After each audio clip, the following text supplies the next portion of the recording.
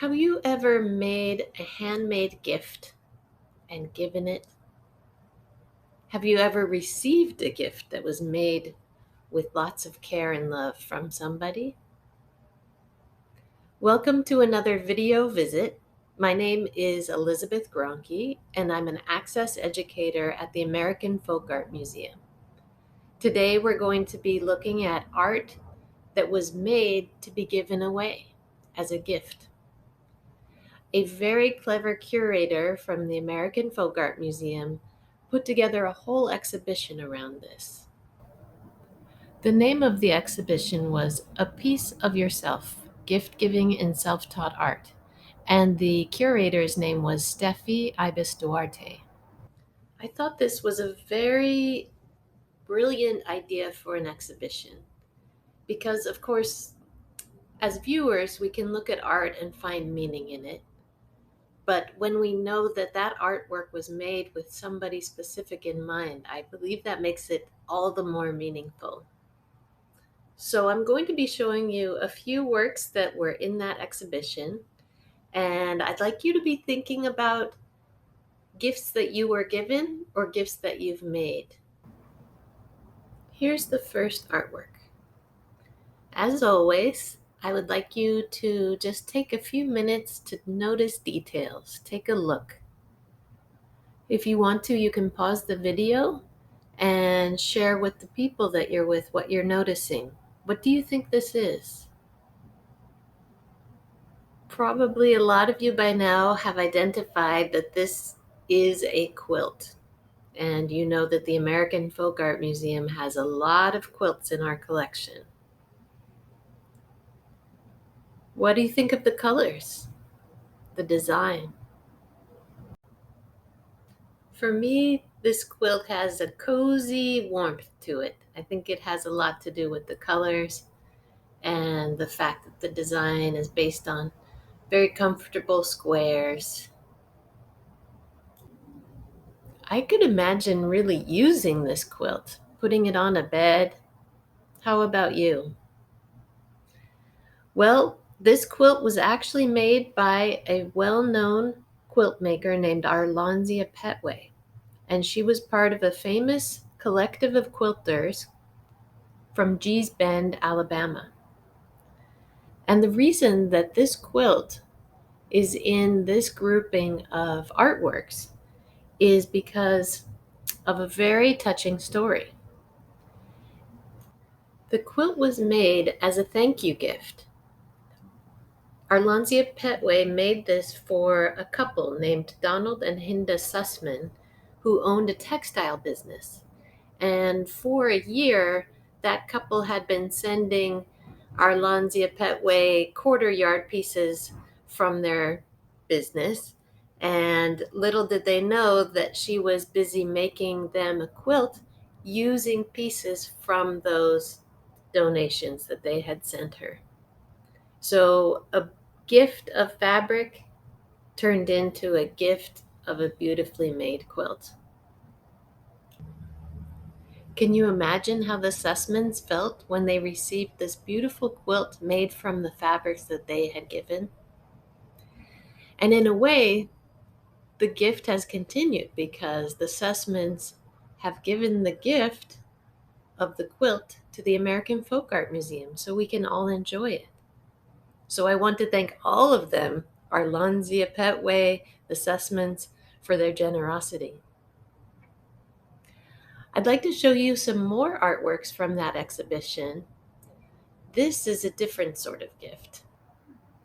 Here's how the objects looked in the exhibition, A Piece of Yourself, in the gallery space. And here are the same objects in a studio photograph so we can get a little bit better look at them. I'd like you to just look for now and try to identify the different shapes of the objects you're seeing here. What does it look like to you? Now is a good time to pause the video and identify a few of these objects if you can. I'd like you to also ask yourself, what do you think these artworks are made out of? What's the material? If you guessed that these artworks are made out of some sort of metal, then you're right.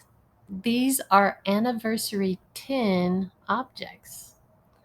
So you maybe have heard of the idea of giving anniversary gifts of increasing value based on the number of years that a person has been married. Well, the 10th anniversary is considered the tin anniversary. And according to the very brilliant Stacy Hollander, who wrote in the American Anthem book, Masterworks from the American Folk Art Museum, she said that during the late 1800s, the 10th or tin anniversary became an occasion of riotous celebration, and whimsical gifts made of tin were presented to the married couple. So that's what we're looking at here. Let's identify some of these anniversary tin objects from over 100, maybe even 150 years ago. We have an anniversary tin top hat, eyeglasses, ladies' slippers, and ladies' bonnet with curls.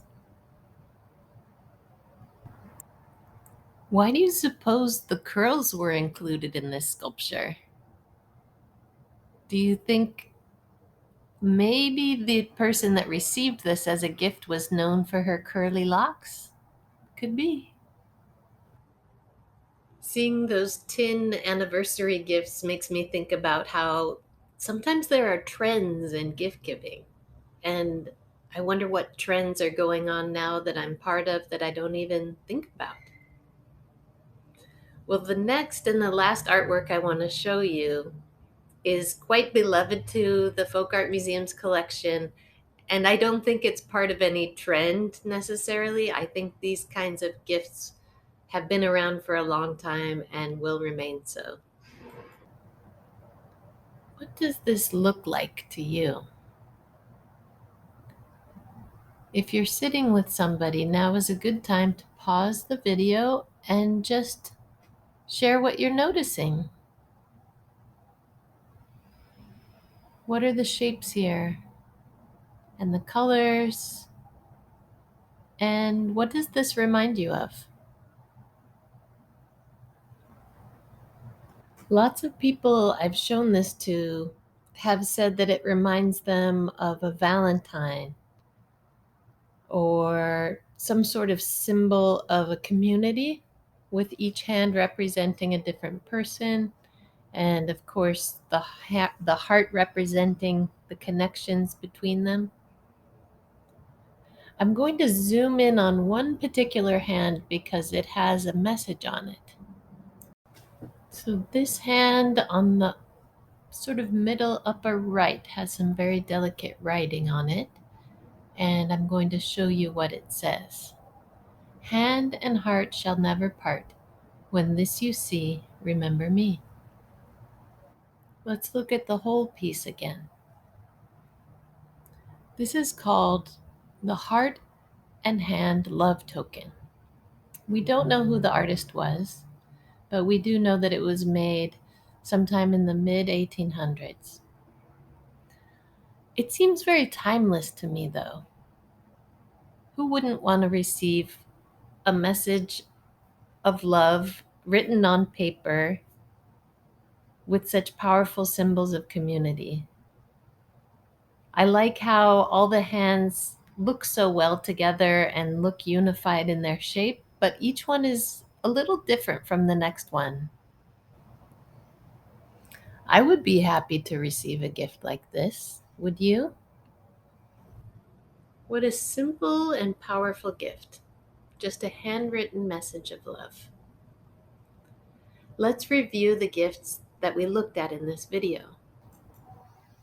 We saw Arlanzia Petway's warm and cozy thank you gift to the Sussmans.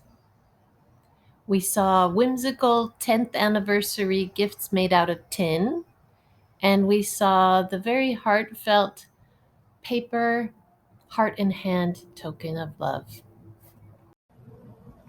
Has looking at all of these gifts made you think about a time when you've made something, especially for someone? Or maybe you were given a gift that was made especially for you. Well, before I finish the video, I want to invite you to consider making a gift very simply by taking inspiration from the Heart and Hand Love Token. All you have to do is get a piece of paper, get a pen, and I think you're going to figure out what I'm going to do.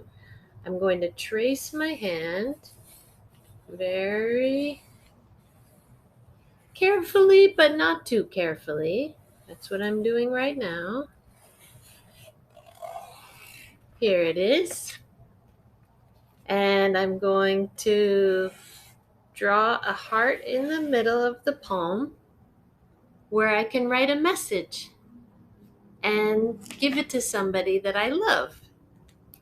And I think they should appreciate that very much. So I hope that you will try this out. And I want to thank you for being here for another Folk Art Reflections video visit. Take care.